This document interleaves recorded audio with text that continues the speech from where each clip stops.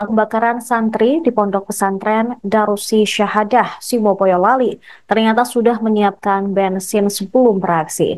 Akibat perbuatannya tersebut, korban SS mengalami luka bakar. Pembakaran itu dilakukan tamu ponpes bernama Muhammad Galang Setia Dharma pada 16 Desember.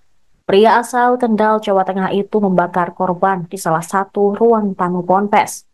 Dia tiba di Ponpes Darusi Syahadah pada Senin malam sambil membawa bensin di dalam botol bekas air mineral.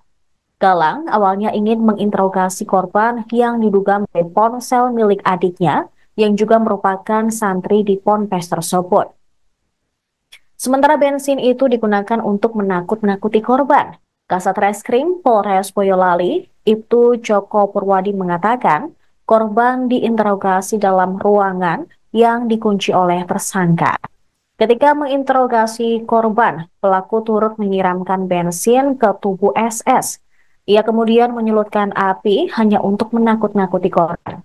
Namun karena tubuh korban telah disiram bensin, api pun membakar tubuh santri tersebut. Joko menerangkan akibat kejadian tersebut, korban mengalami luka bakar 38% pada bagian wajah, leher, dan kedua kaki. Barang bukti dalam peristiwa pembakaran ini pun telah diamankan, antara lain karpet bekas terbakar, korek api, pakaian korban, dan sisa bensin di dalam botol bekas mineral.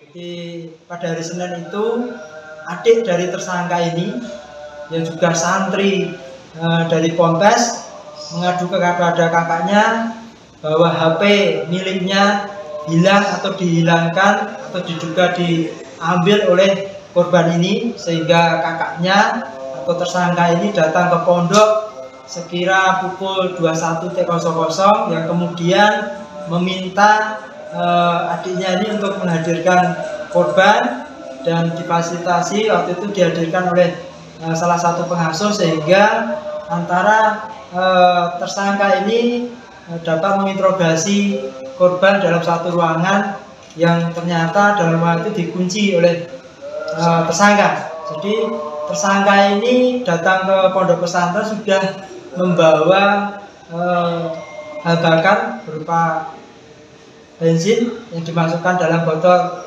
bekas air mineral yang disiapkan tujuannya untuk menakut-nakuti korban.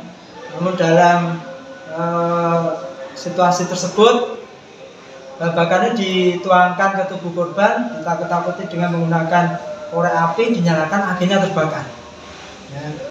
Jadi pada hari Senin itu adik dari tersangka Pondok Pesantren Darusi Syahadah Boyolali suara terkait santrinya yang dibakar hidup-hidup oleh tamu pada Senin 16 Desember. Akibat kejadian tersebut, korban SS mengalami luka bakar di tubuh dan wajahnya. Pimpinan Ponpes, Kusdi Ridwanullah, menyayangkan insiden tersebut.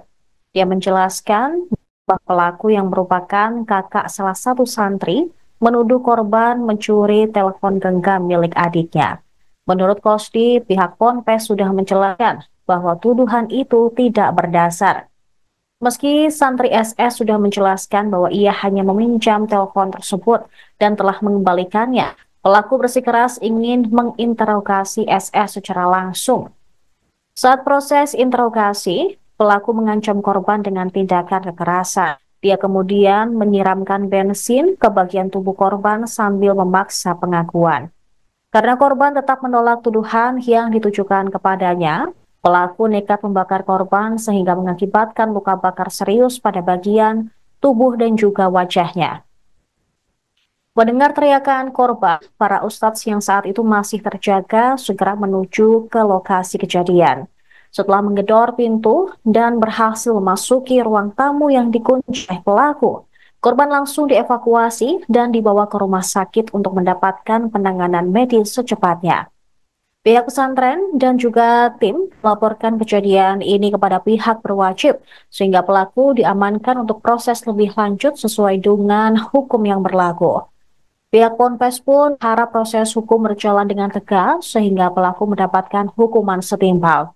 Kini SS masih menjalani perawatan intensif akibat luka bakar. Santri di Boyolali yang dibakar karena dituduh mencuri handphone kini telah ditangani oleh Unit Perlindungan Perempuan dan Anak Polres Boyolali karena korban masih di bawah umur. Pelaku pun terancam 15 tahun penjara karena dijerat dengan pasal 187 kemudian kedua KUHP tentang pembakaran. Kemudian pasal 353 ayat 2 KUHP tentang penganiayaan berencana serta pasal 80 ayat 2 Undang-Undang Nomor 35 Tahun 2014 tentang perlindungan anak. Download Tribun X sekarang, menghadirkan lokal menjadi Indonesia.